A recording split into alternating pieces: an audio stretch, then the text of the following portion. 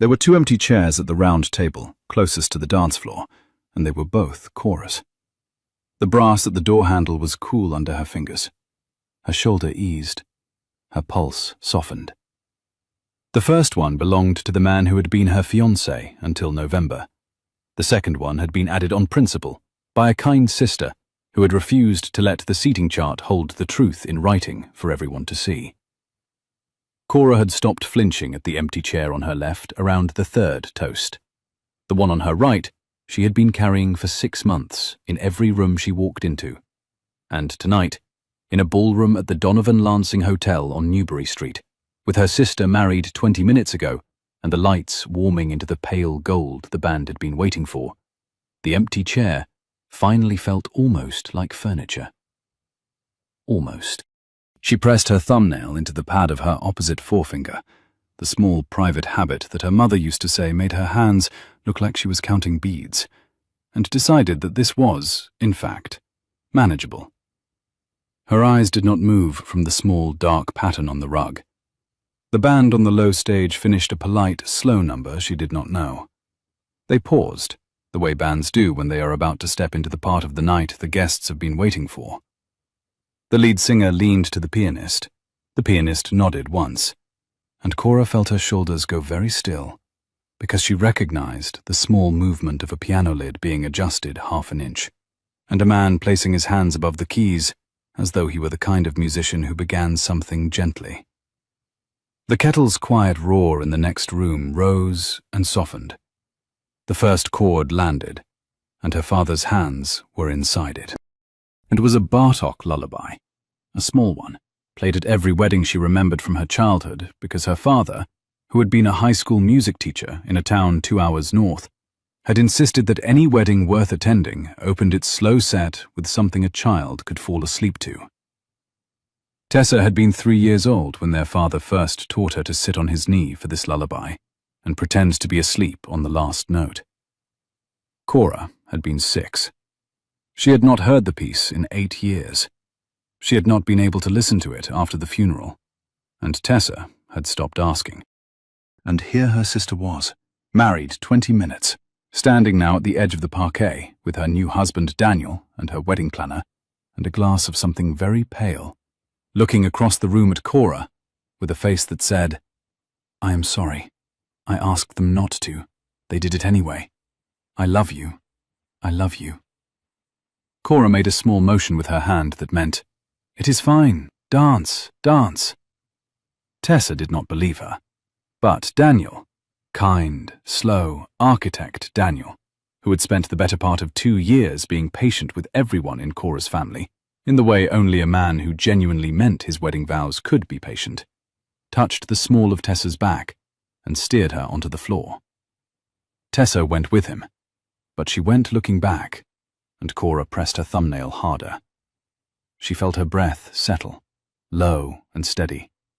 A faint, sweet smell of paper and silk. The second slow song began. Cora did not move. She had not realized, until the lullaby ended and the band slid into something older and a little plainer, that her shoulders had been climbing toward her ears. She lowered them. She picked up her glass and did not drink. She watched a couple in their 60s step onto the floor and remember each other. She watched a great aunt who had no business dancing dance anyway. She watched her mother, Margaret, school librarian, sensible shoes even at a wedding, talking near the bar to an older man Cora did not know. The kind of talking her mother only did when she had decided to be cheerful as a form of public service. The light moved softly across the wood. And then, from somewhere on the periphery of all that, a man crossed the floor toward her without seeming to be in a hurry about it. The leather strap of the satchel creaked as she set it down. He was tall, but he did not carry the height the way some tall men do, like a thing they had paid for. He wore a dark suit that had been cut for him and not for a magazine. His shoes were good. The pocket square was white. He did not look at her until he was already inside the perimeter of her table, and then he stopped a polite distance from her chair and rested his palm flat on the back of the chair her ex-fiancée would not be sitting in, his fingers curving over the wood, as though he were testing whether it was steady. "I have been watching you sit out 2 songs," he said. His voice was low and unhurried. There was no flirtation in it, which surprised her. There was something else. A small, careful seriousness. The seriousness of a person who has done a job for a long time and learned that the best way to start a conversation that mattered was to say what you had actually observed. The room held the bright morning quiet of a Sunday. "It was a busy afternoon," Cora said. She did not know why she had answered him in that voice, clipped, professional, the voice she used when a publisher called wanting an estimate.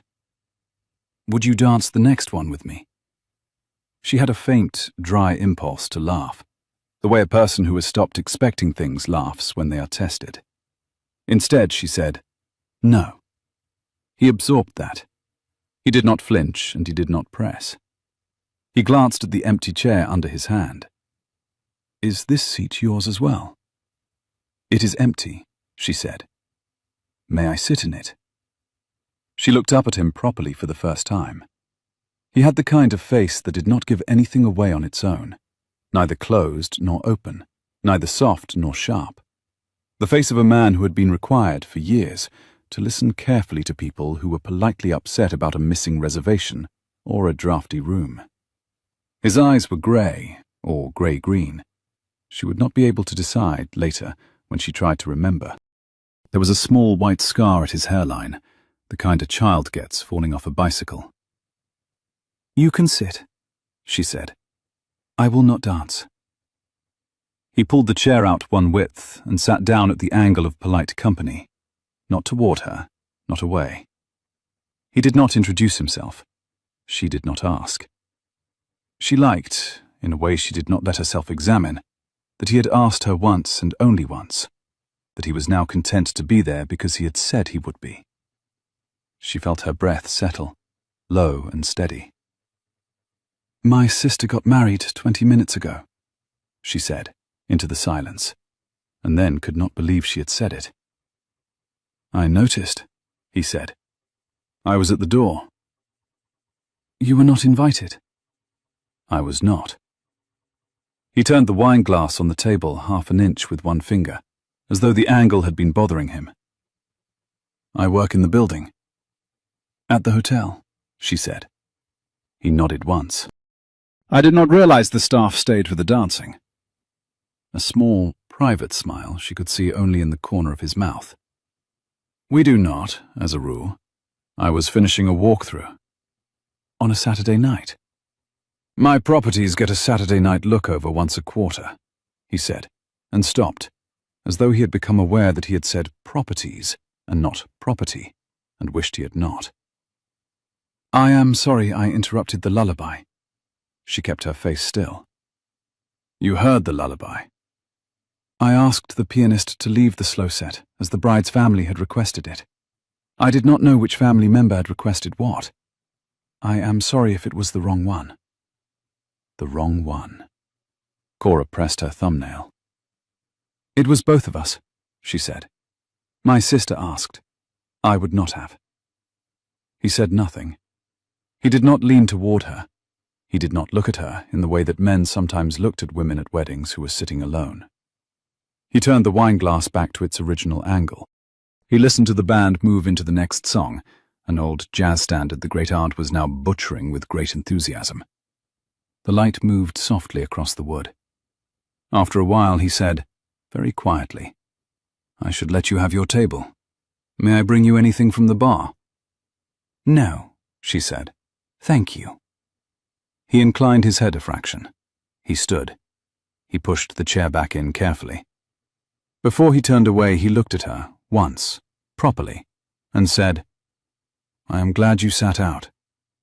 She did not know what to say to that, and so she said the only true thing she could think of, which was, "So am I." He walked across the floor and disappeared through a small staff door at the back of the room. The lights changed. The band finished the standard. Tessa came over, hot from the dancing, and put her cool hand against Cora's cheek, and asked nothing. Later, on the long ride home in the back of the wedding car with her mother asleep against her shoulder, Cora realized she had not asked the man his name. and he had not given it. And she also realized that the lullaby, the thing she had been afraid of for 8 years, had passed through her without breaking her, and that for the first time in 6 months she had not, for an entire conversation, been the woman whose fiancé had left in November. She had been a woman sitting at a table. She fell asleep against her mother and did not dream. The next morning she had to go back to the hotel because Tessa had left their grandmother's earring in the bathroom of the family suite, and Tessa was on a plane to Maine by 8, and someone had to retrieve it before the room was turned. She pressed her thumbnail to her fingertip. It was a soft press. The Donovan Lansing's lobby at 10 on a Sunday in May was the kind of quiet that had been engineered. The kind of quiet you could only get from a building staffed by people who had decided, years ago, that there were certain hours when no voice should be raised above the level of a polite question. The marble floor caught the daylight from the high windows.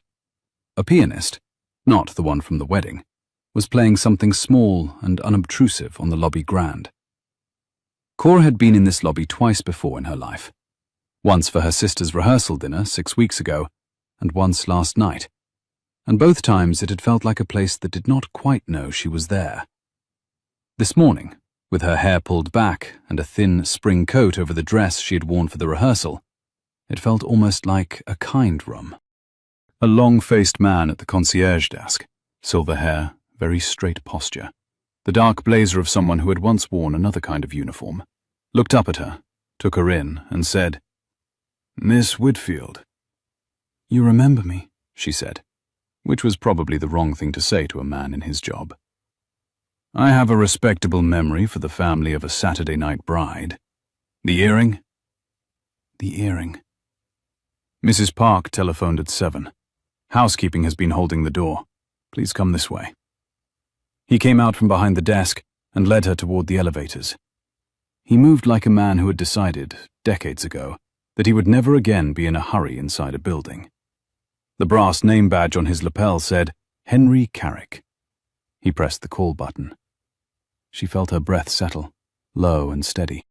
"There has been some excitement this morning at the back of house," he said, as though offering a small piece of weather. "The freight elevator decided to take itself out of service. I would not normally trouble a guest with this, but if you hear a man swearing genteelly in a stairwell on the way up, please do not assume the hotel is failing." She almost smiled. "Is the man you?" "Not this morning." The elevator arrived. He held the door for her. He turned the key for the 14th floor. He stepped back into the lobby and let her go up alone, and Cora rode in the polite hush of the brass and walnut box and tried to remember what she was doing here, and not why she could still hear, in a part of her ear she had thought safely closed, the first chord of a Bartok lullaby. The 14th floor corridor smelled faintly of fresh-cut hyacinth from the side-table flowers. The housekeeping cart sat by the open door of the family suite, and inside the suite, a woman in a grey uniform was wiping down the bathroom counter with the absent focus of a person whose Sunday had begun 3 hours before sunrise. Cora apologized for interrupting. She crossed to the bathroom.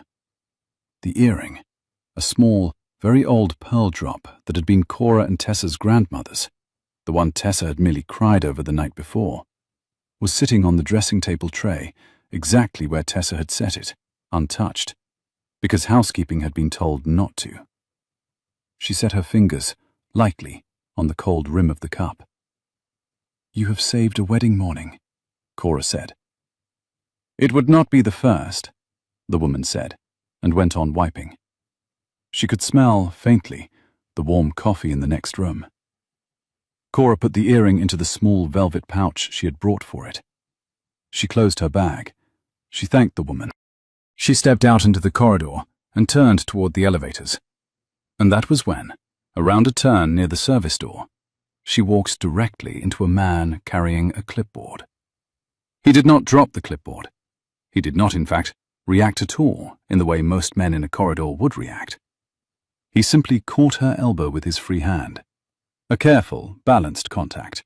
The contact of a person who had been catching things in hallways for a long time, and steadied her, and then released her. and stepped back the precise width necessary to make her not feel pinned. A soft creak from the leather chair. "I beg your pardon," he said. It was the man from the wedding. He was not in a suit.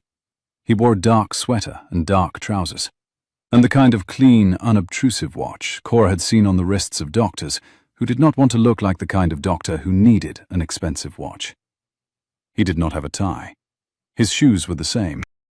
His face had the same quality of careful seriousness it had carried last night, which now, in a corridor at 10 in the morning, looked less like courtesy and more like a default mode.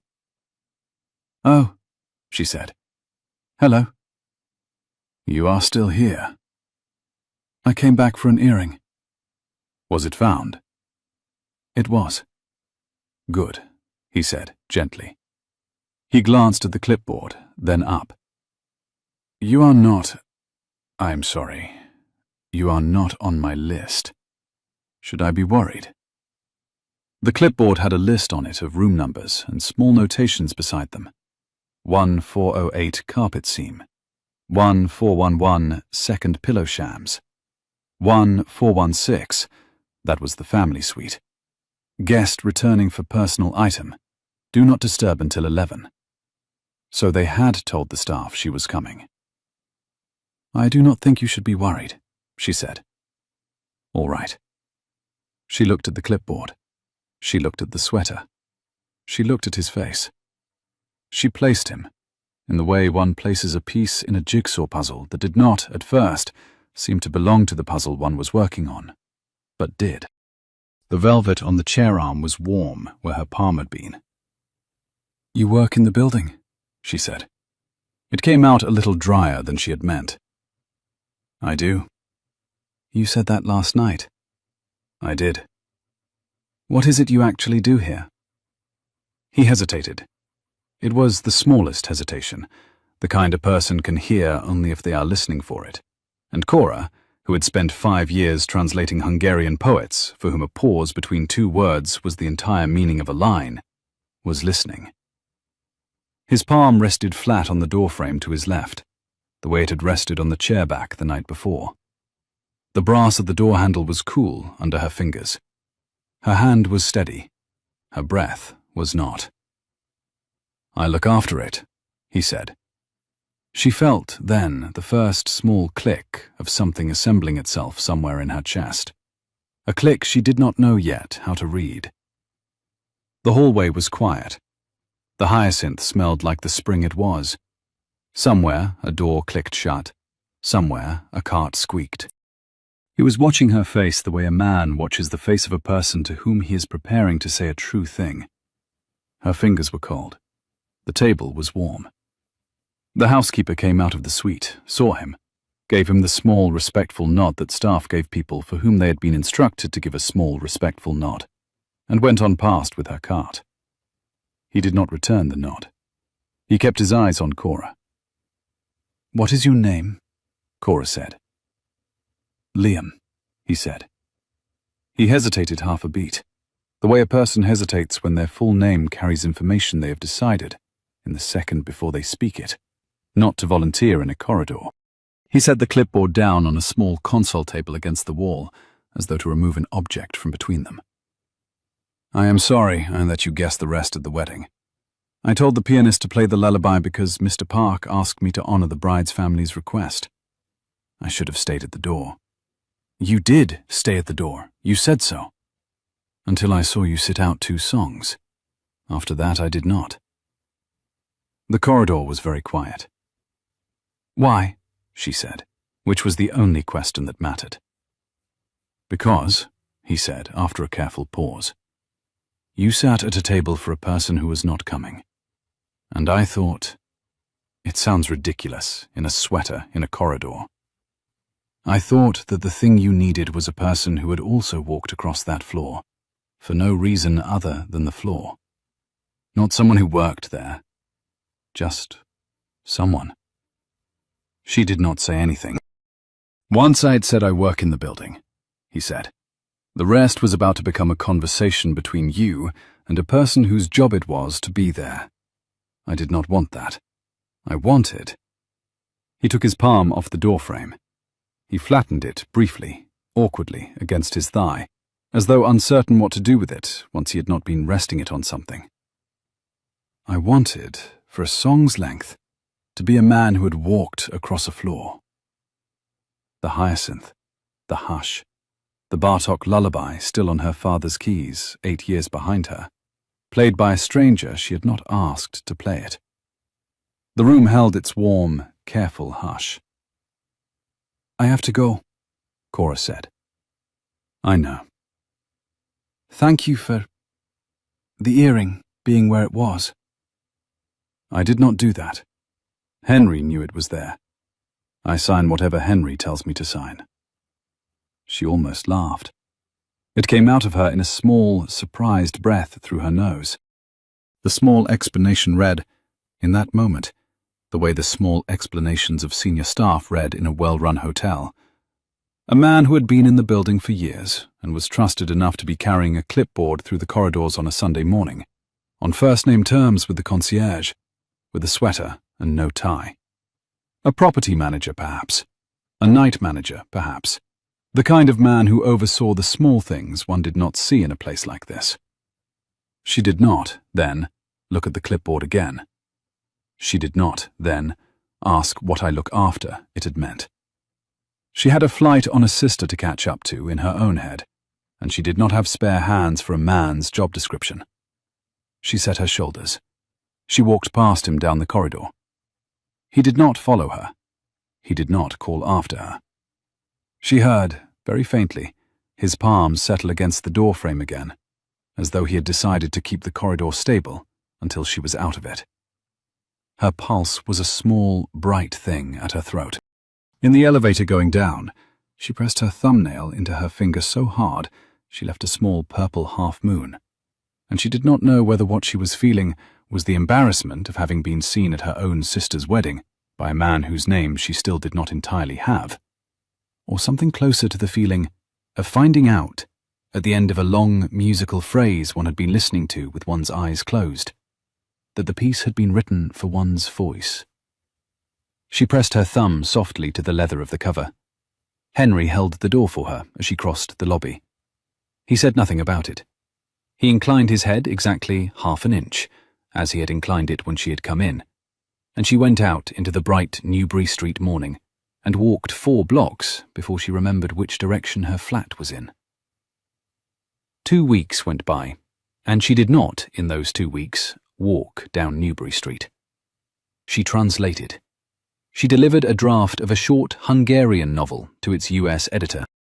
She and Amelia Ose, her business partner of 3 years, who had once been the editor at a small literary magazine that had run Cora's first piece on Adam Kalmar, sat in the front room of their second-floor studio on Charles Street and went over their summer schedule with the kind of patience 2 people who had been working in the same room for 3 years could afford each other. A small dust of sun lay on the table. "The case for taking the Kalmar collection," Amelia said, in the long, asides-embedded sentences she used when she was thinking aloud, "is that he has, at long last, decided, after 15 years of mild contempt for the English-speaking world, that he will let his next book come out in English first, which is, on the face of it, flattering, and on the underface of it, terrifying.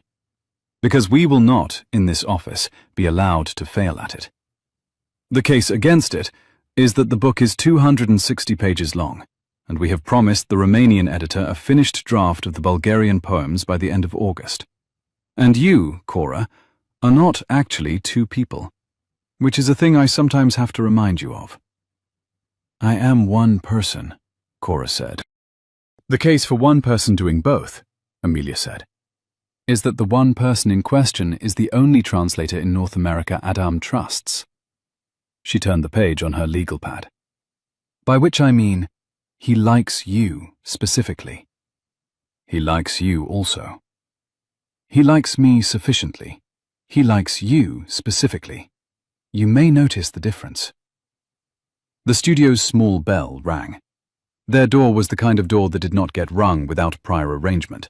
The studio was on the second floor of a row house, above a small dressmaker's shop, and most of their clients came to them by post or by email, Amelia made a face. She went to the buzzer. Cora kept her place in the manuscript and was unprepared 2 minutes later when the door at the top of the stairs opened and Amelia came back into the front room, and behind her was a tall man in a dark sweater with a flat brown paper-wrapped package under his arm. Cora stood up. "He said he had a delivery," Amelia said, in a register Cora had never heard her use before, which sounded like the register of a person who was about to ask a great many polite questions later and was, for now, withholding all of them. "He said he was prepared to leave it downstairs if it was inconvenient." "Hello," Liam Donovan said to Cora. "Hello," Cora said. He had the package under his arm, the way a man would carry something he did not entirely know how to give. He looked at Amelia and then back at Cora, and Cora, who was not, in fact, going to invent a man for Amelia, said, "Amelia, this is Liam. We met at my sister's wedding." "At the wedding," Amelia said. "He works at the hotel," Cora said. "At the hotel," Amelia said.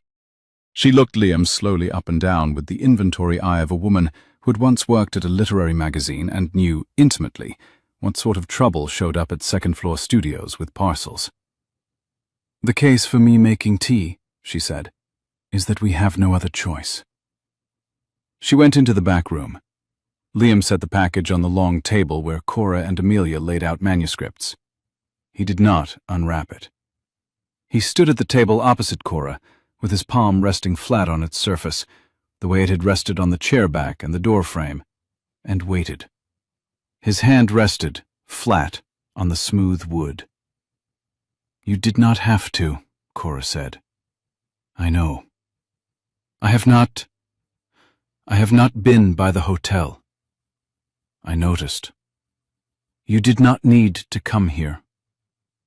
"I am here," he said, "because I read the Kalmar piece you published in the Massachusetts Review in March, and I want to give you this in person rather than send it. It is for you to keep or to refuse." "What is it?" "Open it." She opened it. Under the brown paper was a thin, much-handled paperback book, the kind of edition that had not been printed since the late 1980s. The cover was faded sage green. The title was in Hungarian. It was the first collection Adam Kalmar had ever published, in 1988, when he was 23. There were 400 copies in the original print run. Cora had seen one once, on a glass shelf at a poetry library in Budapest, and the librarian had not let her hold it. Her eyes did not move from the small, dark pattern on the rug. "How did you get this?" Cora said. "A friend of a man who runs a Hungarian bookshop in Queens. He was very specific about the trade. I'm not going to tell you what it cost me. He told me you would know." "He would have known I would know." "He said, tell her not to translate from this edition because it has typos." I have not, of course, the faintest idea what he meant. I asked him to write the line down so I would not get it wrong. He took a folded square of paper out of his pocket and put it on the table next to the book. The handwriting was small, careful, foreign. The line was exactly as he had quoted it. The fire in the small grate had burned to a soft, dark glow. Cora set her hand on the book. She did not pick it up. She felt the small, foolish, dangerous warmth that arrived in a person when somebody who had paid attention to her work in private was suddenly standing in her own room. She pressed her thumbnail into her finger. A sharp, bright square of sun moved across the rug. "Why are you giving me a book?" she said. "Because," he said slowly, "I asked the pianist to play a Bartok lullaby for a bride's family at a wedding that I had not been invited to, and a woman I had never seen before sat out 2 songs at a round table near the dance floor, and I wanted, then, to know what the music had done to her. I did not, of course, know yet, and I did not ask. Later I looked up a name. The name had published, in the Massachusetts Review, an essay on a Hungarian poet I had not heard of. The essay said, in the 3rd paragraph, that the poet wrote about weather as though weather were a verb. I've spent 4 weeks thinking about that sentence." He paused. He looked at the book. "I am not very good at this," he said. "I do not, as a rule, do anything in my life that does not have a brass plate beside it. I bought you a book." The kettle in the back room clicked off. Amelia, who could be heard in the next room moving cups very deliberately, was giving them more time than the kettle had actually taken. The room held its warm, careful hush. Her fingers were cold. The table was warm. "You bought me a book," Cora said. "Yes." She picked it up. She opened it to the first poem. It was the one she had first translated, the one that had made her decide, at 23, that she would do this for a living. She read the first line in Hungarian, in the small voice she used when she was reading to herself. The kettle's quiet roar in the next room rose and softened. "Thank you," she said. "You are welcome." She closed the book. She set it on the table. She set her hand on top of it.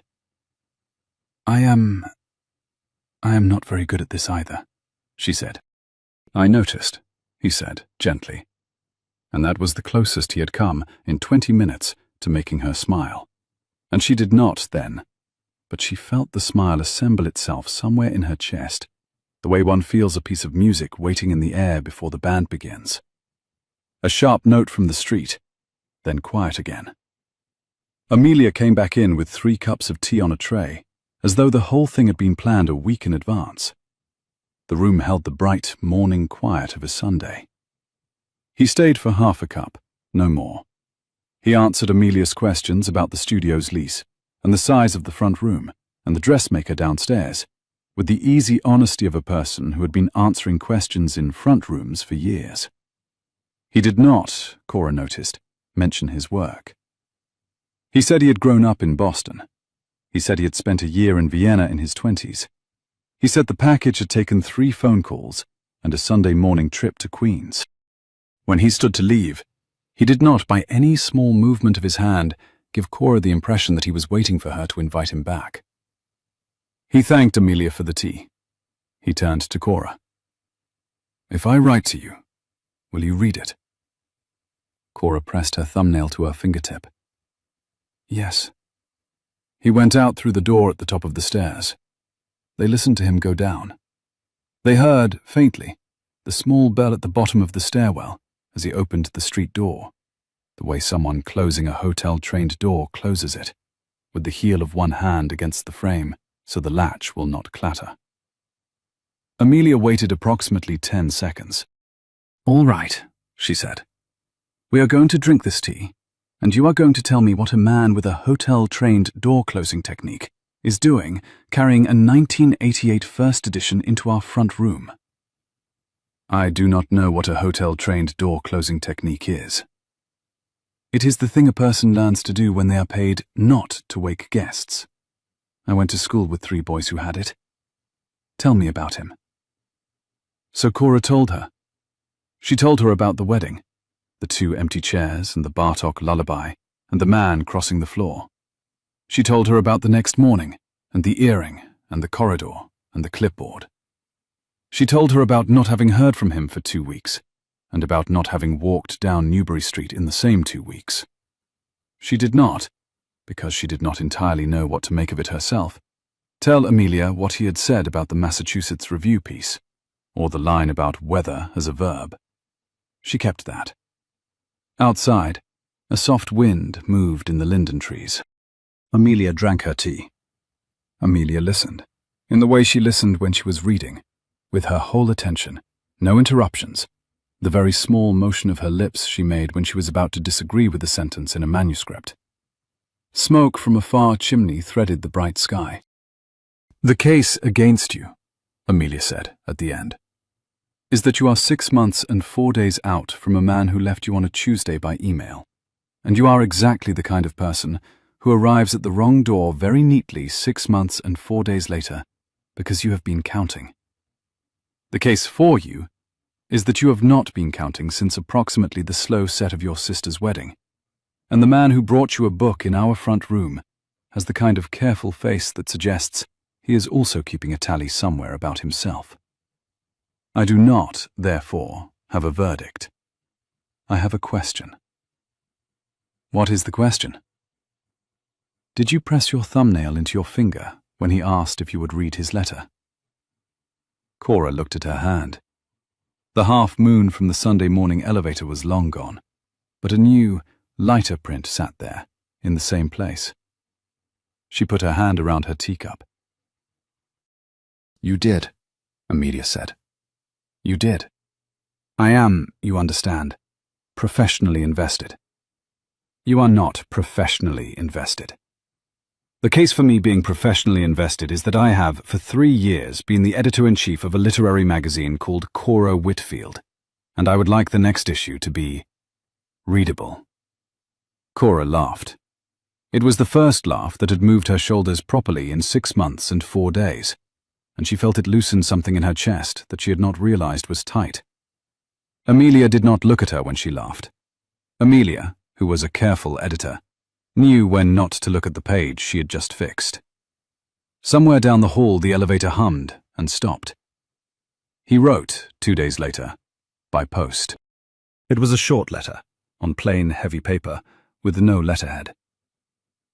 Cora. Henry has discovered, in the back office, a recording of the Bartok lullaby, played by a man who taught at the New England Conservatory in 1973, on a tape that has not been played in 12 years. He thinks the cassette will not survive a second hearing. If you would like to be the second hearing, please come on Saturday at 3 to the lobby and ask for him. He has agreed to play it on the office machine. He will keep the recording afterwards, but he says he will let you have it if you ask. L. The handwriting was square and patient, and did not, at any point, slope. There was no address on the envelope but her own. It had been delivered by hand. She went on Saturday at 3. Henry was at the concierge desk. He inclined his head exactly half an inch when he saw her, as he had inclined it on the Sunday morning, and led her down a short corridor behind the back of the lobby to a small office with 2 chairs and a wooden desk, and a small, much-loved, portable cassette player on the desk. He did not, anywhere on the walk, mention the name of the man who had asked him to do this. He put the cassette into the machine. He pressed play. He stepped back to the door and waited at the threshold, the way a senior steward waited at the threshold of a dining room while a passenger ate a private meal. She set her fingers, lightly, on the cold rim of the cup. The pianist on the tape was a Hungarian. She could hear it in the 3rd bar, in the way he leaned on the secondary stresses the way her father had leaned on them. And the lullaby was the same Bartok, and not the same. It was slower. It was less polished. It was, in some small private way she could not have said aloud, the way her father would have played the piece in his 60s. If her father had been alive to be in his 60s. She kept her hands in her lap. She did not press her thumbnail. She listened. The cassette hissed. The piece ended. The cassette went on hissing, in the way old tapes did, for a long moment, until the click at the end of the take. The bright copper of the kettle caught the light. "Mr. Carrick," she said, when she could speak. "Miss Whitfield?" "Is Liam here today?" "He is upstairs. He asked me not to be in this room while you listen. He said the room was small enough as it was." She nodded. She watched her hands in her lap. "Thank you for finding it." "It was not difficult. It was in a box of tapes my predecessor had labeled, 'Do not throw out.' That is the sort of label one trusts." "May I leave him a note?" "I think he would prefer that you did." She tore a leaf from the small notebook in her bag. She wrote in pencil, "Liam, thank you. I will come back. See." She handed it folded to Henry. He did not, of course, read it. He put it on the corner of the desk. He saw her out across the lobby. He let her pass into the bright afternoon without offering her a glance she did not want, and she did not, even then, look up at the brass plate on the marble pillar inside the door, because she had decided somewhere between the second bar of the lullaby and the click at the end of the take, that the building was not the point. He took her the next Friday to dinner at a small Italian restaurant a long block from the river, the kind of restaurant whose owner answered the telephone himself. She wore a dress she had made over from a dress she had worn 8 years ago to her cousin's college graduation, because she did not have in her closet anything she had bought new since November. And she had decided the previous Sunday that she was not, in fact, going to buy a new dress for a Friday dinner with a man who had so far given her a 1988 first edition and a cassette of a piano teacher's lullaby. She wore her hair down. She wore the pearl earring, the one that had not gone home with Tessa, because Tessa had given it to her on the plane to Maine, the way Tessa had been giving Cora small things for 6 months without making a speech about it. The leather of the chair gave a single, quiet creak. Liam met her on the pavement at 7:45. He had on a different sweater, dark blue this time, and a coat. He did not, when he greeted her, kiss her cheek. He did not, when he opened the door for her, take her elbow. He did not, when the host showed them to a corner table, settle her chair in the proprietary way some men settled chairs. He waited until she had sat down, and then he sat down opposite her. And then he placed both palms flat on the tablecloth and said, "I have been looking forward to this."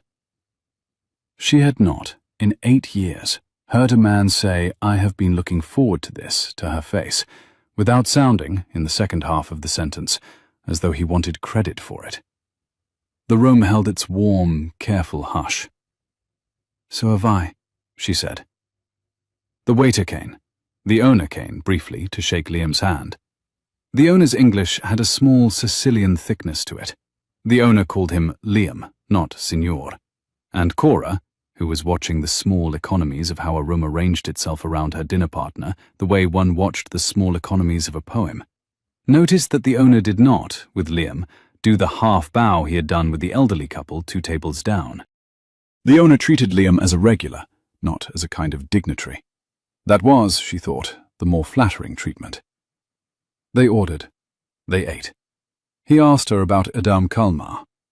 She told him about meeting Adam for the first time in Budapest at 23, the small flat on Lonyai Utsa, the way Adam had refused, for the first hour, to speak to her in English, the way at the second hour he had passed her a cup of coffee and said, in English, "I will tell you a thing about translation. The poem is the apartment. You are the friend who has been asked to water the plants. Do not move the furniture." She told him that for 3 years she had used that sentence as her rule, and for the 4th and 5th years she had broken it sparingly, because Adam was an unreliable apartment owner who was secretly delighted when a friend rearranged a chair. She could smell, faintly, the warm coffee in the next room. Liam listened. He laughed twice, small, private laughs, the laughs of a person who did not have a great many spare laughs, and so spent them carefully. He did not, at any point in the dinner, look at his watch. He did not, at any point, take his phone out of his pocket. He asked her about her father. The leather of the chair gave a single, quiet creak. She had not, in 6 months, been able to talk about her father with a man. "He taught high school music," she said, "in a small town 2 hours north. He was the kind of music teacher who had a Bartok lullaby in his rotation at every wedding he went to, because he did not believe in opening a slow set with anything a child could not fall asleep to. We lost him on a Saturday in April when I was 19. My sister was 16. We have not, in our family, played the lullaby since." "And the lullaby at the wedding?" "Tessa asked the band the day before. She told me afterwards. She said she had been waiting 8 years to hear it played in the same room as me. She said she did not, frankly, care if I cried. She said she would have given me a handkerchief." He did not, then, say, "I am sorry," which would have been the small, wrong sentence. He set his fork down. He looked at her. He said, "I'm glad she asked the band." "So am I." "What did the lullaby do to you?" She considered her water glass. "It returned my father to me, for the length of 3 minutes and 20 seconds, she said, in a room my sister had filled with people who loved her. It was, on balance, an enormous gift. I did not know it until I had heard it. And the first man across the floor? He was the second gift. I have not yet decided what to do with him." He inhaled once through his nose. "Take your time," he said. "I am not on a schedule." It was the kindest sentence anyone had said to her in 8 months, and she did not, then, have an answer for it. The waiter came and cleared the plates. The owner came back to discuss dessert. Liam, who had clearly been here often enough that the owner knew his preferences without asking, ordered for them both, with her permission, the small lemon thing the owner's wife made on Fridays. They ate it. They drank a small glass of something at the owner's insistence. He walked her, in a thin spring rain that had started while they were inside, the 8 blocks back to her flat, holding an umbrella whose handle he had wrapped, at some point in the past, with a strip of dark leather where the handle had gone bare. He did not, at her door, suggest coming up. He did not, at her door, suggest seeing her tomorrow. He said, with his palm flat on the brick beside her door, "I would like to see you again. May I write?" "Yes," she said. He inclined his head, the same half-inch nod that, she now realized, he had learned from Henry, and walked back out into the rain. Her breath, a small, quiet thing. In the small lobby of her building, with the wet umbrella shaking water onto the tiles, she stood for a long moment with her hand on the banister.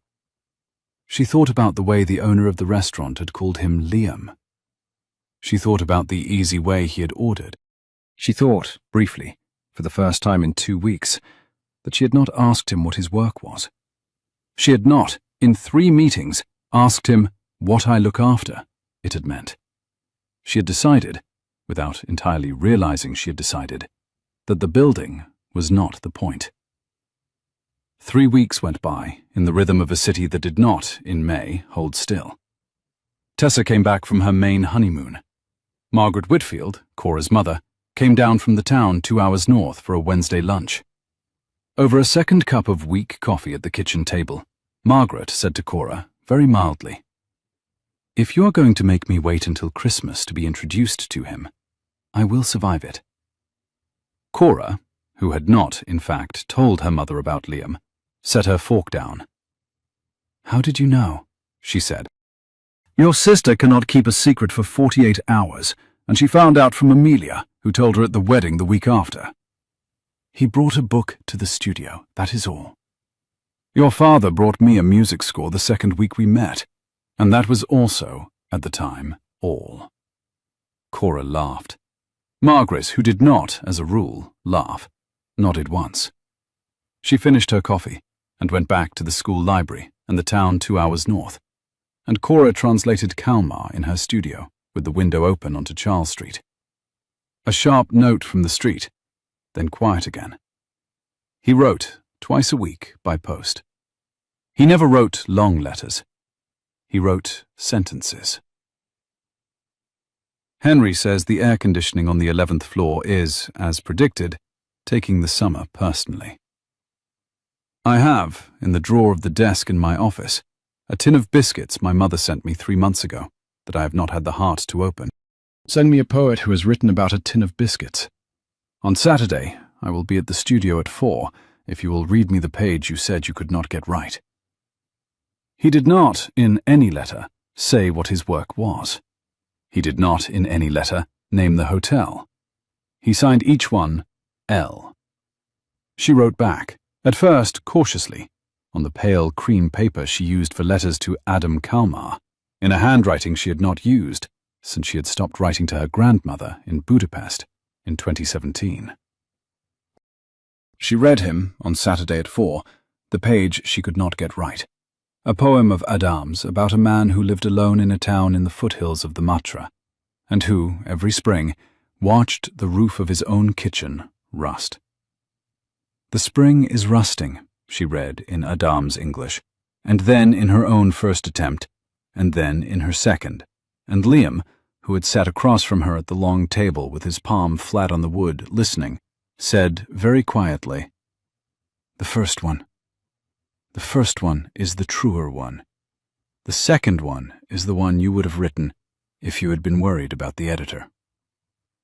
"I was worried about the editor." "I know. I was reading you worry about her." "Her?" "The editor. You do not know who the editor is." "I do not.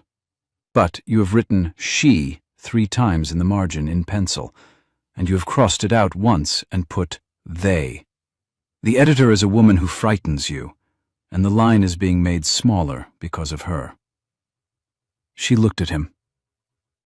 She turned the page on the manuscript. She rubbed out the crossed-out she. She wrote it back in.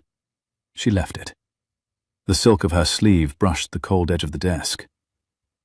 "You read upside down very well," she said. "I had 18 months of practice as a teenager. I will not, on this occasion, tell you the story." "On a future occasion?" "On a future occasion, yes." She did not, then, ask him what the 18 months had been, or what he had been reading upside down. But she filed the sentence carefully behind her sternum, with the cassette and the book and the umbrella, and she pressed her thumbnail half a turn into her finger. She felt the sharp, soft edge of the page against her thumb. That same Saturday, late after he had gone, she walked, on a small impulse, the 4 blocks from her studio toward the hotel. She did not, when she got to the corner of Newbury, cross the street. She stood on the opposite pavement and looked at the building. The brass plate beside the door read, as it had read every other time she had passed it, "Donovan Lansing, a Donovan hospitality property."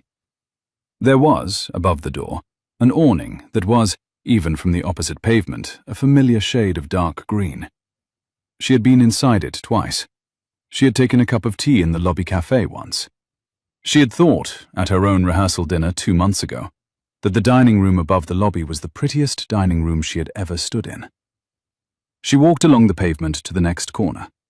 She did not, then or that night, look up the names. A small dust of warm sun across the floorboards. 3 days later, a small society blog she had never read in her life, but which Amelia kept open in a browser tab while she invoiced clients, ran a piece under the headline, "Boston hotelier Liam Donovan spotted around Newbury with local literary translator." Amelia, who had clicked through to the gossip column entirely because her client had been an hour late paying, set down her coffee and said, in the voice of a woman who had decided to be a professional about this for as long as she could stand to be, "Cora, come over here." Cora came over. The piece was short. It was the kind of piece that ran when someone with a phone in a restaurant on a Friday night had decided that a man at a corner table was worth a photograph. The photograph was not, in fact, of Liam and Cora. It was a stock photograph of the hotel's awning.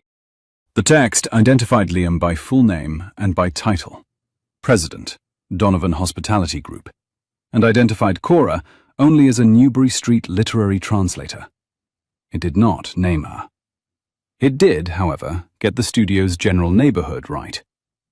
Outside, a soft wind moved in the linden trees. The phrase Donovan Hospitality Group sat in Cora's vision in a way the phrase Donovan Lansing on the brass plate by the door had never sat.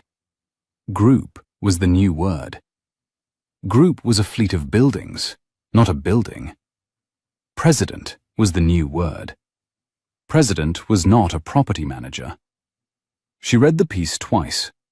She felt her thumbnail go into her finger. She closed her eyes. The wood of the desk was smooth under her palm.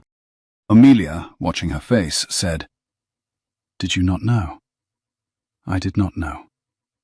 "You did not ask?" "I did not ask. He did not say. He has, for 2 months, signed his letters L. You did not ask what I look after it meant." "I did not ask." "Cora, I know." "Cora, I know, Amelia. I know." She put on her coat. She walked the 4 blocks to Newbury. She crossed the street this time. She went up the small marble step. She went through the door, which had been opened for her by a doorman whose face she now remembered from the rehearsal dinner. She crossed the lobby. The pianist was playing something small. Henry Carrick was at the concierge desk. He saw her come in. He did not look at her the way he had looked at her on the Sunday morning. He looked at her the way a man whose senior had told him, "If she comes, looked at her. Her hands were quiet in her lap.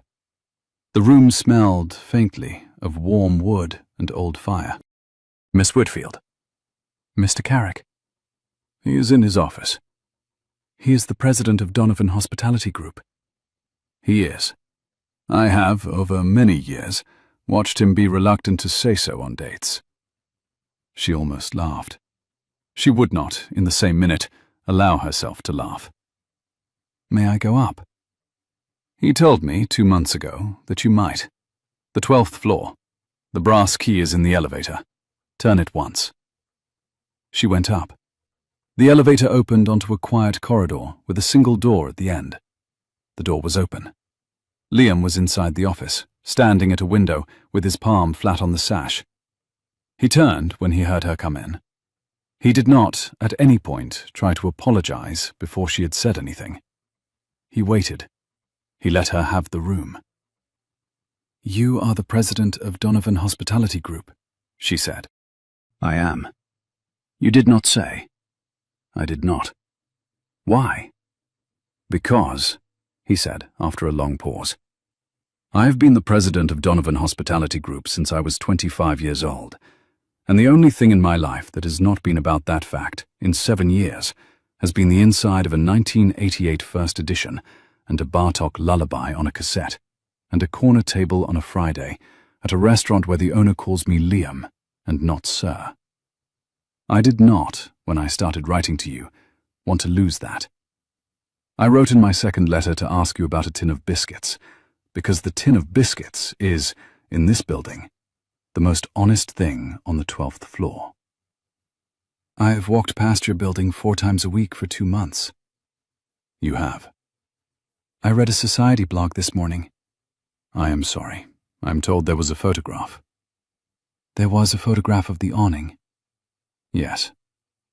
I did not. Liam. She stopped. She pressed her thumbnail. She started again. I did not, when we met, ask you the right questions, because I did not, then, want to know the answers. I'm not angry. I am disoriented. The room is the wrong shape from this corner. He nodded. He took his palm off the sash. He came across the room. He stopped at a polite distance, the same polite distance he had stopped at her table 8 weeks ago. He did not, then, touch her. The wood of the desk was smooth under her palm. "What do you need from me?" he said. It was, of all the sentences he had said to her, the one she had not been expecting. What do you need from me? Not, what can I do? Not, I'm sorry. Not, let me explain. What do you need from me? "A week," she said. "A week?" "Yes. I need to walk around the city for a week with the new word in it." "All right." "You will write." "Only if you write first." "That is fair." "I would like to know how the room is on the 7th day."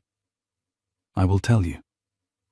He inclined his head, the half-inch nod, again Henry's nod, and she walked out of the office. She went down in the elevator. She did not look at Henry on the way through the lobby. She walked back to the studio. Amelia, who had not, in the intervening 40 minutes, touched her coffee, looked at her over the top of her glasses. Cora set her bag on the table. Cora took off her coat. Cora sat down across from Amelia and said, "He is the president of Donovan Hospitality Group, and he did not say because he was trying, with me, not to be it. I have asked for a week."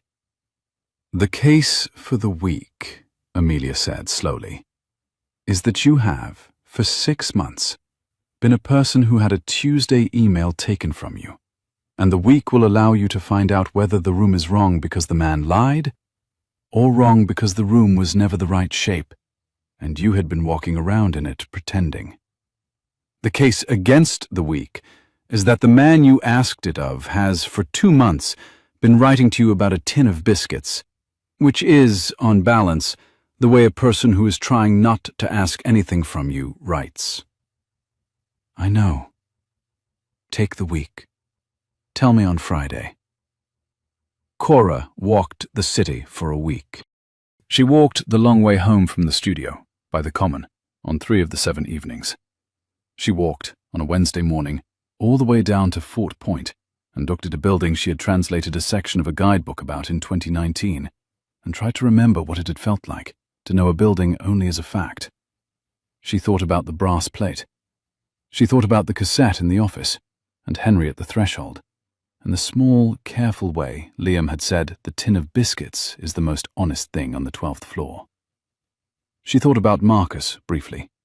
Marcus on a Tuesday in November, in a suit she had picked out for him 3 years ago, in a London he had moved to without her, signing off an email, "Let's circle back when I'm back in town," which had not, in the event, ever happened. She thought about the difference between a man who used the phrase, "circle back," and a man who used the phrase, "What do you need from me?" On Friday, she wrote to him. She wrote 1 sentence on a postcard from the small bookshop on Charles Street.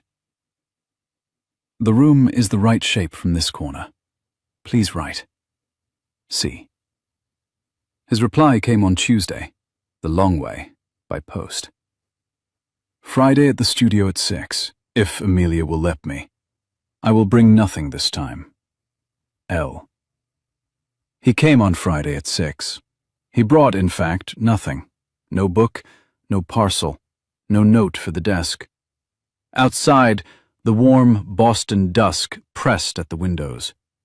Amelia, who had decided, somewhere between the postcard and the Tuesday letter, that she had been quite enough of an editor for 1 summer, had a dinner with a college friend in Cambridge and a coat over her arm by 5:45.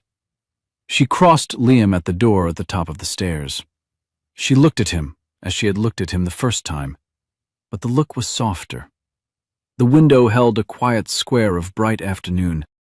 The case for me trusting you, Mr. Donovan, is that you have not in 2 months made it about yourself, she said. And the case against me trusting you is that you are now in a small front room with a woman who is mine. Do not, please, make me revise my position. Liam, who had clearly never been spoken to in quite that order of sentences before, inclined his head. Outside, the warm Boston dusk pressed at the windows. I will try not to. Amelia put on her coat. She went down the stairs with the bag of receipts she had been carrying since lunchtime, and the small bell at the bottom rang as she closed the street door, and the studio was quiet. Cora was at the long table. She had not, that day, opened the Kalmar manuscript. She had, instead, made a small list in her notebook of all the questions she had not yet asked him. He sat down opposite her at the table. He set his palm flat on the wood. He did not, this time, do the small, awkward thigh flatten when he took it off. He simply rested it there and waited. I have a list, she said. Read it. She read it. What does I look after it mean? What did the 18 months of reading upside down as a teenager mean? What is in the drawer of the desk in your office? Why did Henry use the phrase, if she comes, she comes? Why is your mother in Boston? Why does the brass plate beside the door read Donovan Lansing and not Donovan? Who is the woman the society blog called a source close to the board? What does the company want from you that you do not want to give it? He listened. He did not, while she was reading, look away from her face. He did not, while she was reading, set his hand on top of hers, which was the smallest restraint of all, and which she noticed. In order, he said, and as truthfully as I can. He spread his palm flat on the table between them, the way a man steadies a thing he is afraid will move. A copper light from the lamp caught the iron of the grate. I look after it, is what my father said about the hotel when he was in it. I said it in a corridor because, for 30 seconds, I wanted to be a man who had inherited a sentence and not a corporation. She did not interrupt. She kept her thumbnail at the edge of her index finger and waited. The silk of her sleeve brushed the cold edge of the desk. The 18 months of reading upside down was the summer and autumn and winter and spring after I lost my father. I was 19. He had gone, in fact, in this hotel, in the lobby, a Wednesday in November, of a heart attack he had been told about and had ignored. I came home from college, and I sat across from a great many lawyers and accountants at a long table, not entirely unlike this one, for 18 months, while I learned the company by reading the paper they were reading, the wrong way up. I am a poor lawyer and a slightly better hotelier. The kettle sound from the hall had stopped. Somewhere in the suite a window was open, and the harbour was a low, patient noise. The leather strap of the satchel creaked as she set it down. The drawer of the desk in my office contains a pocket watch my father wore on his last day, which my mother gave to Henry, who gave it back to me on the morning of my 25th birthday, and has, since then, sat in the drawer because I have not been able to wear it, and have not been able to put it anywhere else. He paused on that one, and the pause was the longest of the answers. She felt the weight of it without lifting her eyes. She brushed a soft fingertip across the spine of the book.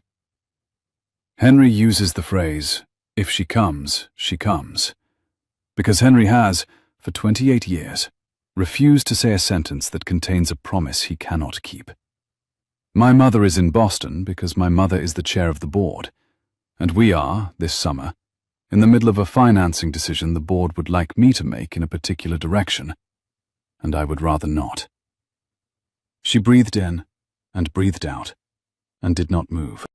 The brass plate reads Donovan Lansing, because the building was named for the architect by my grandfather in 1962, and to take the name off the door would have been a small unkindness to a man no longer here to be hurt by it.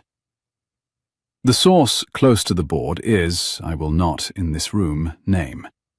She is a person who has worked for the company longer than my mother has chaired it, and she has been, in this matter, on my side. He let the last question wait a moment, as if he were checking the truthfulness of it once more before he spoke. A copper light from the lamp caught the iron of the grate. The thing the company wants from me that I do not want to give it is a marriage that the board believes would secure a credit line we will need next year. I am not going to do that. I have told them I am not going to do that. They have not yet accepted it. She listened. She had pressed her thumbnail through 3 of the sentences. She did not press it through the last one. "What is the woman's name?" she said. "The woman they would like me to marry?" "Yes." "Vivian Hale. I've known her since I was 12. She is, in many ways, a kind person. She does not, I think, particularly want this either, but her family has been very effective at making it sound like a thing she has already agreed to." "You do not love her?" "I do not." "You have never?" "I have not." "Has she—" "No. We have, at most, shared a glass of champagne at the same table twice in the past 2 years. Her family has been more enthusiastic than she has." "All right." Cora pressed her thumbnail. She set her notebook down. She looked across the table at him. "Then the room is the right shape from this corner. I would like, however, to know about the pocket watch on a future occasion." "On a future occasion, yes." He set his palm flat on the wood, halfway across the table. Not over hers, not toward hers, in the middle, where she could meet it if she chose. She met it. She put her hand on top of his. They stayed in the studio until the small bell from the street door rang twice, Amelia returning, with a bag of receipts and an apology about the train, and Liam stood up and inclined his head, and went out into the warm June evening, and Cora and Amelia closed the studio together at 10:15, and walked, in the long, slow Friday way, across the common. The next week, Adam Kalmar came to Boston. He came on a Tuesday afternoon, on the small commercial schedule he kept for himself. 2 readings, 2 dinners, 1 private lunch, and he arrived at Logan in a coat that was too heavy for June, with a small leather suitcase that he had been carrying since 1994. Cora had been his hostess on these trips 4 times in the last 6 years. She knew the order of operations. She knew that, on arrival, he would want a single coffee in a small place. She knew that, after the coffee, he would want to be left alone in his hotel room for 3 hours. She knew that on the second day, after the reading, he would want a long dinner at a long table with no more than 6 people, and that on the third day, he would want to walk somewhere by water. She had booked him into a small hotel on Beacon Hill that she had used for him before, because Adam did not, on principle, stay in large hotels. Outside, the wind moved in the iron railings. The reading was at the Athenaeum on Beacon Street, on the Wednesday evening, in the second-floor reading room with the long windows. 40 people came. Adam read in Hungarian. Cora read the English. Liam came. She had asked him to, on a Tuesday note, and he had said, "I will come and sit at the back and not embarrass you." And he had come and sat at the back and not embarrassed her. He did not, at the small reception in the front room, push forward. He stood by the window with a glass of water and waited. Adam, who had spent the entire reading not looking at Liam, looked at him for the first time in the small, clear way he looked at people he had decided to look at. He handed his own water glass to a librarian with an apology and crossed the room. The velvet on the chair arm was warm where her palm had been. "You are Liam Donovan," Adam said in his careful English. "I am. Cora told me, in a letter, in April." "In April?" "Yes, she wrote, 'The man at the wedding asked me to dance, and I said no, and he sat down and listened to the second slow song, and did not ask my name, and I have not been able to decide whether to write about it. I told her she should write about it. She did not. She has been busy with my book. I have been very glad for the book." Adam looked at him steadily. He had, in his face, the small, economical attention of a man who had spent 50 years deciding what was true. Her shoulder eased, a fraction, against the back of the chair. Her fingers brushed the cold brass at the edge of the lamp. "I will tell you a thing," Adam said.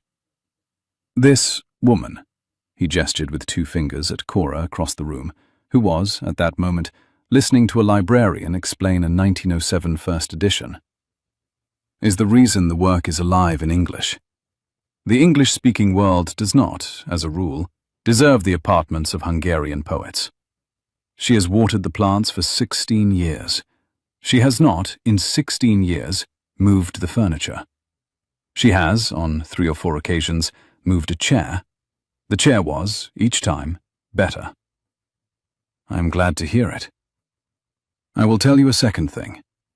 The man who comes across a floor to a woman who is sitting out 2 slow songs and does not ask her name and does not lie to her about the building, that man is a person I will trust until he gives me a reason not to. I am, frankly, easy to give a reason to. Do not give me one. I will try not to. Try harder than that. I will try harder than that." Adam nodded once. He turned away. He picked up his glass of water from the librarian. He went back across the room to a chair he had decided on arrival to sit in. He did not, for the rest of the reception, look at Liam again. But he did, twice, look at Cora. Once across the top of a sentence she was explaining to a graduate student, and once when she laughed, with the small, soft expression of a man who had been an honest plant waterer's reliable benefactor for 16 years, and was beginning to permit himself, at 68, the kindness of approving of her life. The room was warm and bright with afternoon. In the cab home, Cora said, "What did he say to you?" "He said the work was alive in English because of you, and he asked me not to make him sorry he had decided to trust me."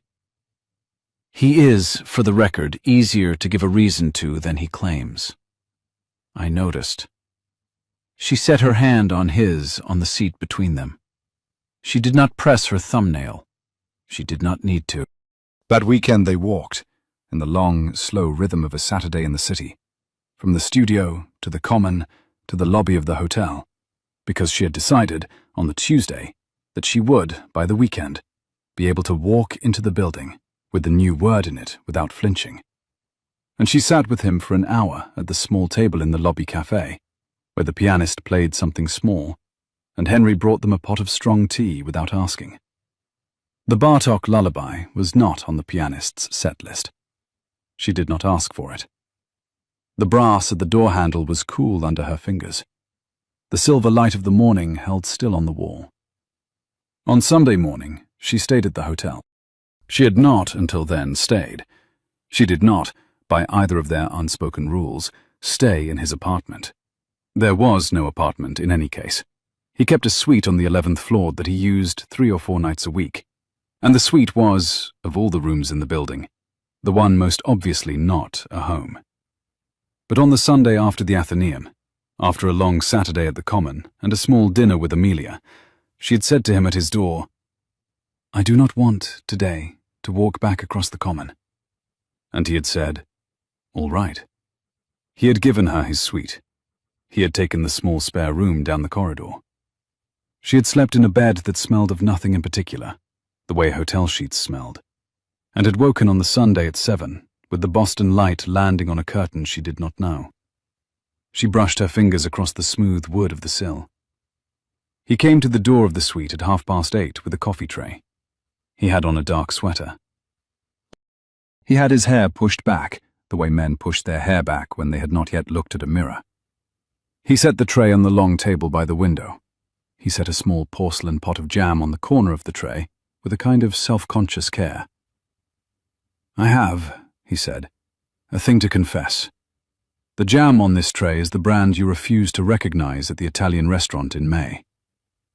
She looked at it. The label was the small, dark green label of a brand she had told him, very firmly in May, was a thing she did not believe in, on the principle that any jam that could be found at every airport in Europe had stopped being jam and had become a marketing strategy. She had said it with great seriousness over a piece of bread. He had laughed. She had not, until now, realized that he had remembered. A soft creak from the leather chair. "I do not eat that jam," she said. "I know. You have placed it on the tray." "I have." "As a joke." "As a joke. My first." "Your first jam-based joke?" "My first joke of any kind. I am hoping, in this, to receive lenient marks for the effort." She laughed.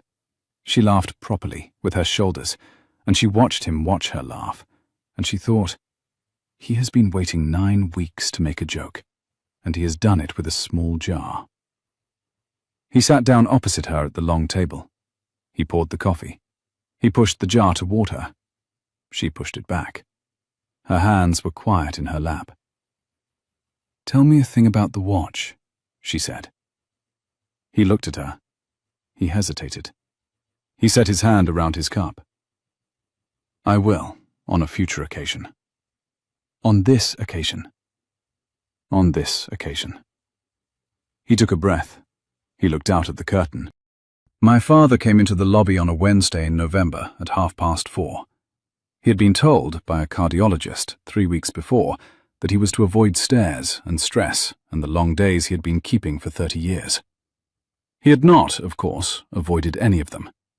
He had been told, that morning, that a financing meeting he had been preparing for had gone badly. She did not move. She kept her thumbnail at her fingertip, and the room kept its own slow weight around them. Somewhere down the hall, the elevator hummed and stopped. He came into the lobby. He sat down on the second of the velvet chairs near the fireplace. He told Henry, who was at the front desk, that he was a little tired. He was gone by 4:45, on the chair, with his coffee on the small table beside him. He paused. He set his palm on the corner of the table, the way he set it on the brass plate the day she had pressed her thumb to it. His hand rested, flat, on the smooth wood. Henry kept his head. Henry called for an ambulance and for me, in that order, and the ambulance arrived in 7 minutes, and I arrived in 3 hours, from college. By the time I came in, my father had already been moved. Henry, who had unbuttoned his coat to make him comfortable, had taken the watch off his wrist, because he did not want the medics to be the ones who took it off. A small Simon's, the kind that did not ask to be filled. He gave the watch to my mother. My mother gave it to me on the morning of my 25th birthday, when she also gave me the chair of the company. I have not, since, been able to wear it. I have not, since, been able to put it anywhere else. Henry, who is not a sentimental man, told me on the day I put it in the drawer that the drawer is, on balance, not a bad place for it.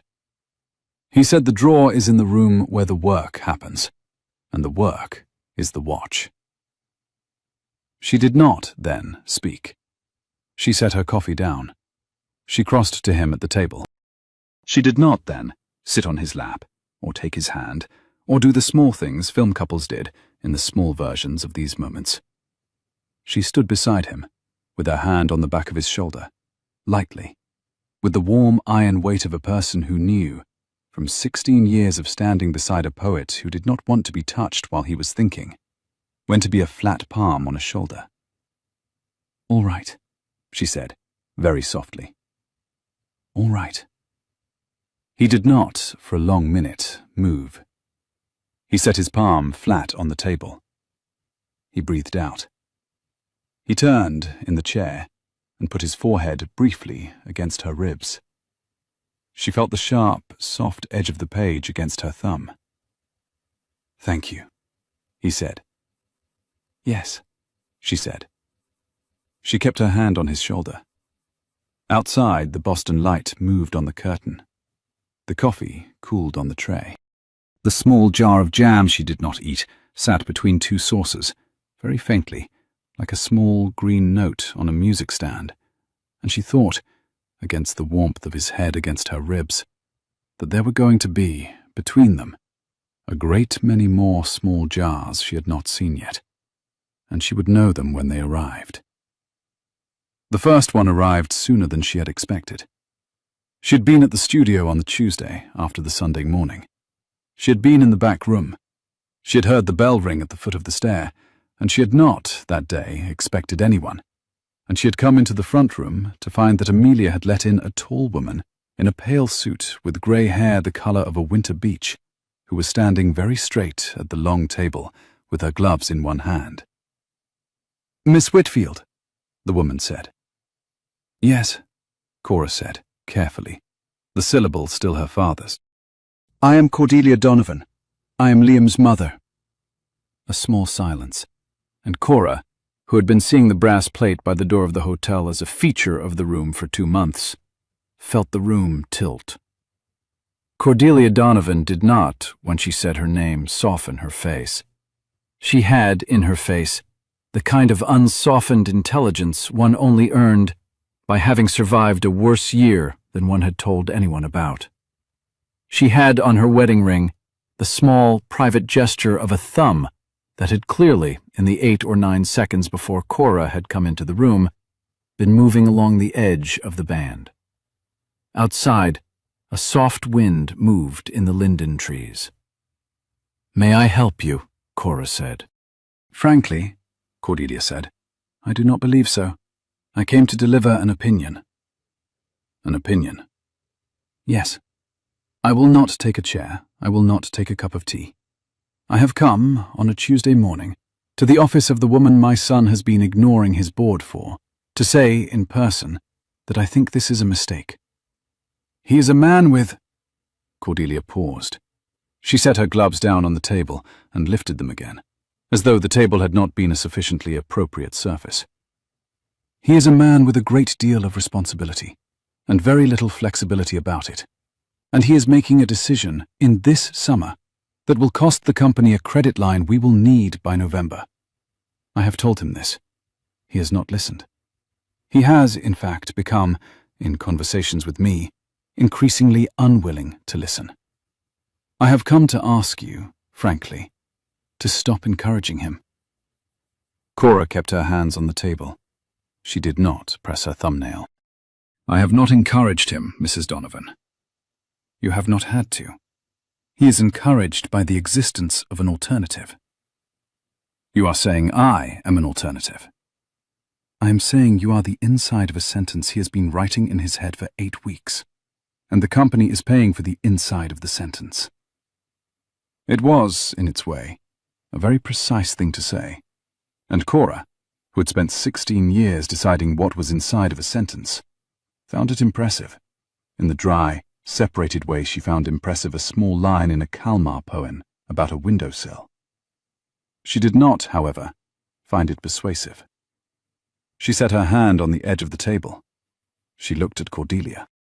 Mrs. Donovan, she said very evenly, I will tell you a thing. I did not, when I met your son, know who his family was. I did not, for 2 months, know what his work was.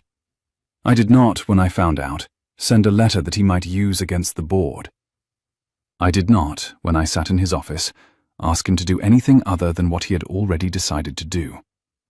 He has, by his own statement, made his decision before I made mine. He chose this before I did. If you would like to tell him that he has been wrong about you, I will not stand in your way. I do not, however, intend to leave the room because you have asked me to. Cordelia held her eye. She did not, for a long moment, speak. She had in her face the small adjustment a person made when a sentence they had prepared on the train was being returned to them, intact, by a stranger. The window held a quiet square of bright afternoon. You are not what I expected, she said. I am, in fact, very ordinary, Mrs. Donovan. I translate Hungarian poetry. I lost my fiancé in November. My sister got married 6 weeks ago at your son's hotel. I have not asked for any of this. I see. If you will allow me, I am sorry about your husband. Cordelia, who had not for the entire conversation moved her hand off the gloves, set the gloves down on the table. She did not then speak. She did not then sit.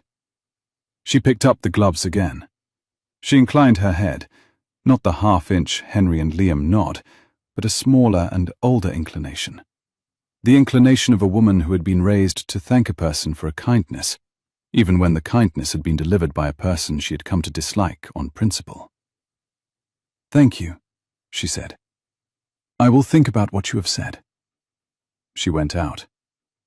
Amelia, who had been in the back room the entire conversation, with the door cracked 1/2 inch, came out as soon as the small bell at the bottom of the stair had rung.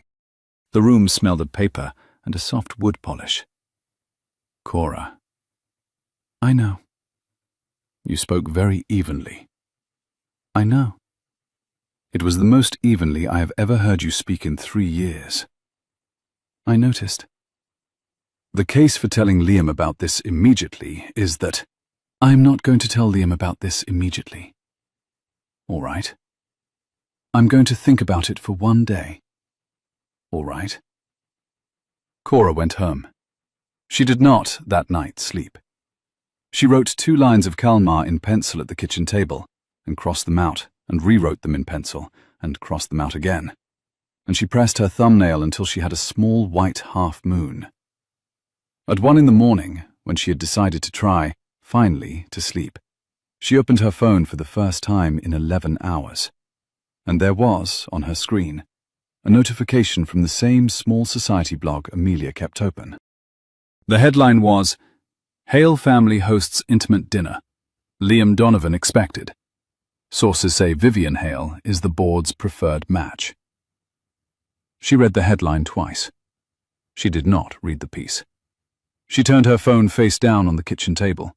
She pressed her thumbnail to her fingertip. It was a soft press. She did not, in fact, sleep. In the morning, she sent one message.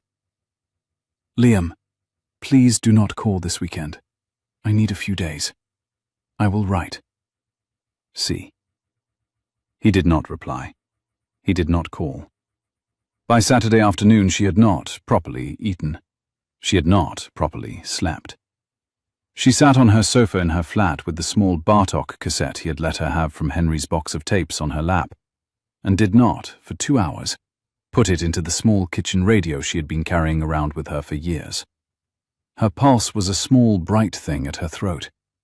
She thought in flat, declarative sentences. Maybe he was always going to do the dutiful thing. Maybe he learned to ask a question with his palm flat on a banister, and that is the whole of what he has. Maybe Cordelia is right, and the inside of his sentence is the only thing he can afford to give me. And the inside of a sentence is not a life. Maybe I am, after all, the woman who is set down when the music stops. And I have, for 9 weeks, been hearing the music and not the room. She pressed her thumbnail until she could not feel the print. She put the cassette back into its small plastic case. She lay on the sofa with her face toward the window. The light moved across the wall, and the light kept moving, the way light kept moving in a flat in Beacon Hill on a Saturday afternoon in June. And she did not, until Sunday at 1 in the morning, get up from the sofa. A small dust of sun lay on the table. She got up because the phone, the only phone she had not silenced, rang. It was the studio phone. It was, at 1 in the morning, Henry Carrick. She brushed her fingers across the smooth wood of the sill. Miss Whitfield. Mr. Carrick. I am sorry to telephone you at this hour. I have, on my desk, a tin of biscuits Mr. Donovan's mother sent him 3 months ago. He has, this evening, opened it. I told him I would tell you. He said I was not, in any circumstances, to tell you. I am, of course, telling you. He has, however, asked me not to tell you a second thing, which I will not tell you, except in this form. There is a board meeting on Tuesday morning at 9. He has spent today writing a letter for it. I have read the letter. It is, in my professional opinion, the kind of letter that costs the company a credit line. I thought you might wish to know. Thank you, Mr. Carrick. Good night, Miss Whitfield. Good night. She put the phone down. She stood at the kitchen counter in the small kitchen of the flat in Beacon Hill. The light was a kitchen light. The clock was a kitchen clock. The lullaby was not playing. She pressed her thumbnail into her finger. She did not, then, cry, because she had been a person who did not cry for 6 months and had not yet relearned the trick. But she made a small noise, like a laugh that was not a laugh, and she said aloud to nobody, "All right." She set the cassette down on the counter. She went back to bed. She slept for the first time in 2 days. His breath was even. His hands were warm and still. The board meeting at 9 on Tuesday took, by Amelia's late account from her browser tab gossip blog, 3 hours and 26 minutes. By 12:45, the small society blog had a post up. By 1:15, the Boston Globe business section had picked it up. By 2, the company had issued a single-sentence statement that the Globe ran in full. Donovan Hospitality Group has formally declined an exclusivity offer from Hale Capital regarding the planned 2026 credit facility and will be pursuing alternative financing arrangements. The post on the Society blog was less measured. Hotelier refuses strategic match. Family source calls move reckless. Board chair Cordelia Donovan was not available for comment. Amelia read the lines to Cora across the long table at the studio at 1:20. The room smelled of paper and a soft wood polish.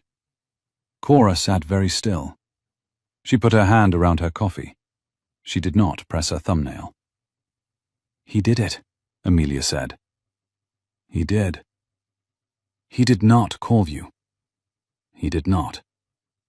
Are you going to go? I am going to walk there now." "All right." Cora put on her coat. She took the cassette from the small velvet pouch in her bag, the way one took a key from a pocket.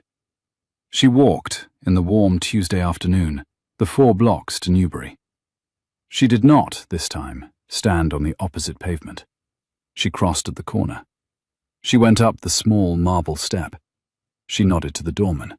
She crossed the lobby. Henry was not, on this occasion, behind the concierge desk. The desk was being managed by a young woman in the same dark blazer Henry wore. Henry, Cora found, was at the lobby grand. He was talking to the pianist. He had, on the music stand, a single sheet of paper. Mr. Carrick? Miss Whitfield. Is this? It is. I asked him for it at the back of the staff break room an hour ago. He found it in the cabinet of music we keep for weddings. He has agreed to play it once for the lobby in 15 minutes. It will be considered, by all parties, a routine afternoon piece. Mr. Donovan is, at the moment, in his office. He has been informed that you are in the building. He has been told, also, that I have asked the pianist a favor. He has not been told the favor. Mr. Carrick? Miss Whitfield. You... It is a small thing to do for a man one has worked for since he was 19 years old. Henry, who did not, as a rule, speculate, did not, on this occasion, speculate. He inclined his head. If you will come and sit by the small table with the lamp, I will let him know when you are ready. She sat at the small table with the lamp. The lobby moved around her in the small, competent rhythm of a hotel doing its work. 2 guests checked in at the desk. A runner carried a tray to a meeting room. A doorman opened the door for an older couple who had been to dinner at the lobby restaurant. The pianist, on his bench, fingered the sheet music in his left hand. Henry crossed the marble floor to the lobby cafe and spoke a sentence to the maitre d'. The maitre d' nodded. Henry walked quietly back across the lobby and through a door behind the concierge desk.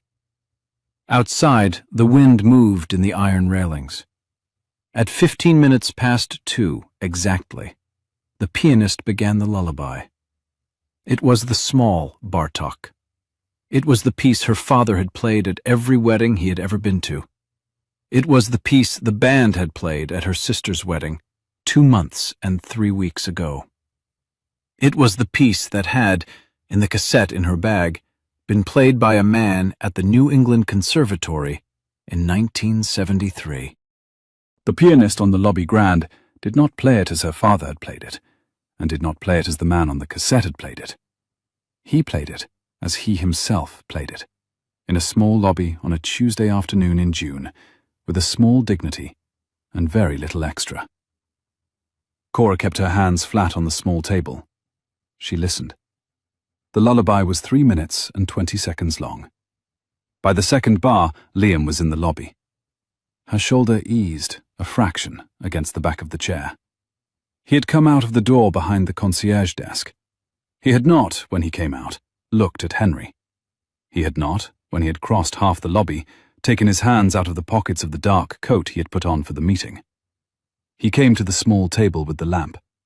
He stopped at the polite distance. "May I sit?" he said. "Yes." He sat. He did not, then, speak. He listened to the rest of the lullaby with her. He kept his hands in his coat pockets.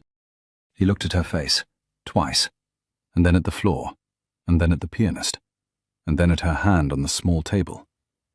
He did not, for the length of the piece, take his hands out of his pockets. The room was warm and bright with afternoon. The lullaby ended.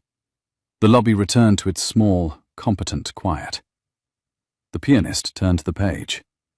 The maitre d' from the lobby cafe, who had clearly been told by Henry to give them the small table for the rest of the afternoon, sent a junior runner with a small pot of tea and 2 cups, and a small plate of plain biscuits, and the runner set the tray on the small table without a word and left.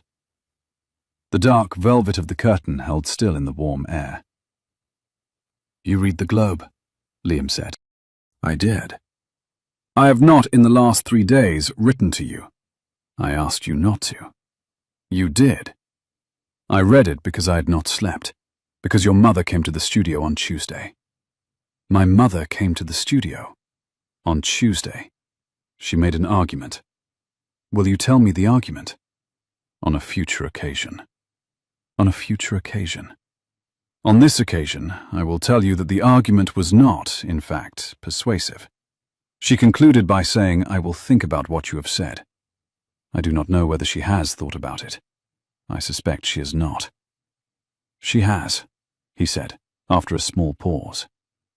"I will, on this occasion, tell you why. She came to my office on Saturday afternoon. She had not, in 12 years, set foot on the 12th floor. She came in. She set a small envelope on the desk. She said, 'I'm going to step away from the board for 3 months. I have, in the past week, become aware that I've not been a particularly reasonable mother for some time. I do not, this minute, know what I would like to do about that. I will write to you, however, in the autumn.' She went out. The envelope contained a written notice of leave. I have not, since Saturday, spoken to her." "All right." She did not, at any point in the conversation, ask me what I would like to do. That was very like her. It was. It was also, I think, the first thing she has ever done that suggested she was capable of not asking. The tea on the small table cooled. "I told the board this morning," he said, "that I will not marry for the company. I told them that I will not marry for any reason that is not the one reason a person ought to marry. I told them that we will, by November, have a different credit facility. And I told them, in addition, that the search for a different facility will begin at the close of the meeting. I have, since the meeting, had 3 of them in my office. 2 were polite. 1 was not. I did not, in the meeting, name you. I have not, anywhere, named you. The Society blog has its sources, and they are, of necessity, in the building. But the building is large enough to be inscrutable. I noticed. I did not, this morning, do this for you." She looked at him. "I noticed that also. I did it because I have, for 7 years, been refusing to do the thing my father would have done, and the refusing has been, in itself, a form of the thing. I have wanted, for a long time, to do a thing in my own voice, and I have not, until this morning, had the small, specific arrangement of light and pressure in the room that allowed it. The arrangement of light and pressure was, in part, you. It was not, by any margin, only you. It was, in addition, the cassette and the lobby, and a sentence Henry said to me in November about the watch, and a tin of biscuits I should have opened in March. I would like, with you, however, to have the rest of the conversation about what I have, in the last 9 weeks, become capable of. All right? I have been told, by both Henry and the Globe business reporter, that the credit facility piece will continue to be a story until October. I have been told, by Amelia, that I am to take you, this Friday, to a small bookshop on Charles Street, and not, frankly, care what the Globe business reporter says.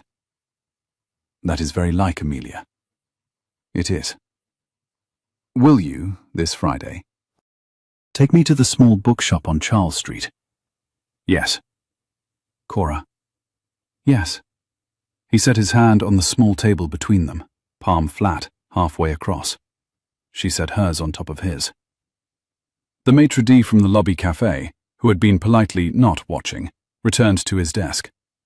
The pianist began a different piece, a piece neither of them recognized, which was the right piece, because it was no one's. They sat at the small table by the lamp for a long time. The cassette stayed in Cora's bag. Henry, behind the concierge desk, attended to a guest with great competence. When she stood up to leave, Liam stood up with her. He did not, on the way to the door, put his arm around her shoulder.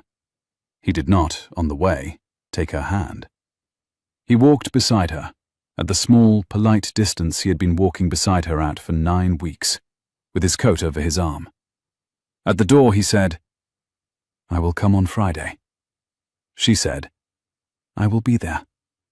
He said, "Cora." She turned at the marble step. He said, "Thank you for the lullaby. I asked Henry in the spring for it once, and he told me I had not yet earned it." He was right. He often is. She walked out into the warm afternoon. The lullaby followed her, In the small, private way, a piece of music followed a person who had been carrying it for 8 years, the 4 blocks back to the studio. 4 months later, on a cool, late September Saturday, the Donovan Lansing's mezzanine was set up for a small literary event. There were, on the long table by the windows, 60 copies of a slim book with a pale sage-green cover. The cover read, in plain type, Adam Kalmar, The Spring is Rusting, translated from the Hungarian by Cora Whitfield. The pile was, by the time the room filled, 4 copies smaller. The light moved softly across the wood. Tessa was at the table with her husband Daniel, in a dark dress she had bought on the trip back from Maine, and she was, very gently, in charge. Margaret Whitfield was on the small couch by the window, with a glass of pale wine, watching the room the way a school librarian watched a small reading room, with the satisfaction of a person who had spent her professional life arranging the conditions under which a thing like this could happen. Amelia was at the door, in the role of host, taking coats and giving small recommendations from the pile. Adam Kalmar was not, on this occasion, present. He had written, in a careful English letter, that he would not, at 68, fly twice in one summer, but that he would, on the day of the event, light a candle on his kitchen table and read in Hungarian what Cora had read in English, and that they should consider this a synchronized reading. Cora had set, at the small lectern, a candle in a small glass. The fire in the small grate had burned to a soft, dark glow. Henry was, of course, at the door of the mezzanine. He was, of course, not in his blazer. He was in a dark suit, the kind of suit a senior staff member wore at the wedding of a daughter he had decided, after 30 years on the job, to attend out of uniform. He had been overruled by his employer on the question of whether to be in uniform. Liam was at the back of the room, by the window. He was in a dark suit. He had on a watch, not the watch in the drawer, a different watch, a plainer one. But the watch in the drawer had, on this particular morning, been moved, after a small private conversation in his office on the Friday evening, from the drawer to a small velvet pouch on his desk, with the agreement that it would be moved, on some quiet Saturday in November, to a small box at the foot of the bookshelves in Cora's flat, where it would stay, alongside her father's old wedding band watch, which had been in the same box for 8 years. Cordelia Donovan was, to the small surprise of everyone in the room, herself included, also in attendance. She had come in just before the reading, in a pale autumn coat with her gloves still on. She had crossed the room to Cora at the lectern, before Cora had stepped up to read. She had put one gloved hand briefly on Cora's wrist. She had taken from her bag a small cream envelope and set it on the lectern next to the candle. "Frankly," she had said, very quietly, "I owe you a sentence. I have written it. You may read it now or later. I will not, either way, be in the room." She had inclined her head, the same older, smaller inclination she had inclined in May at the studio. She had turned. She had gone before the reading. His breath was even. His hands were warm and still. Cora had opened the envelope at the small table by the window at the end of the reading, after the last book had been signed and the last small group of friends had said their goodbyes, and the mezzanine had emptied of all but Tessa and Daniel and Margaret and Amelia and Henry and Liam. The envelope was thick. The handwriting was a sloping, older hand. The note was 3 sentences. "Miss Whitfield, you were not what I expected, and I am sorry I told you the building was a sentence rather than a room. I have, in the last 4 months, been a less effective version of myself than I would like to have been. But in this letter, with my name on it, I will say I was wrong, and that I am glad my son has chosen what he has chosen, and that I will, between now and Christmas, become a less effective version of someone who was wrong. Cordelia Donovan." Cora read the second sentence aloud to Liam, who was at her shoulder. He stood very still. He did not, then, speak. He set his palm flat on the table, halfway between them. She set the letter back into its envelope. She set the envelope into her bag. She set her hand on top of his. Tessa, across the room with Daniel, gave her the small look a sister gave a sister, when a sister had decided, after 8 years, that the small look was again a thing she was allowed to give. Margaret stood up from the couch. She came across to the table. She set her hand against Cora's cheek, the same cool, dry hand she had set against Cora's cheek on the wedding night 5 months before. She said, "Your father would have been very pleased with the second translation of the third poem." Cora laughed. Margaret, who did not, as a rule, hover, did not hover. She kissed Cora once on the temple and went to find her coat. The mezzanine emptied. The Bartok was not on the pianist's set list that evening. The pianist had, in fact, gone home. The lobby was, by 10, quiet. Henry locked the small side door of the mezzanine and went down to his desk. Tessa and Daniel took Margaret in a cab to the station. Amelia, who had been carrying boxes for an hour, said her goodbye in the doorway and crossed the lobby with the air of a person who had been a professional editor at a literary magazine and now was, at last, off the clock. The bell at the small bookshop on Charles Street had, by 10:30, long since stopped ringing. The lobby of the Donovan Lansing was quiet. There were 2 lamps on. The Grand was uncovered. The maitre d' of the lobby cafe had gone home. Liam took Cora's coat from the small hook by the lectern. He did not put it on her. He laid it over the back of a chair. He held out his hand. He did not say anything. She took his hand. They went down the small staircase to the lobby. They stood, for a moment, on the marble floor, at the spot where she had stood with the velvet pouch in her bag in May.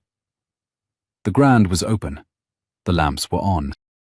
The doorman, in the small, careful way the doorman had been told to do, was, on this occasion, in another room. Cora hummed, very softly, the first 3 bars of the Bartok.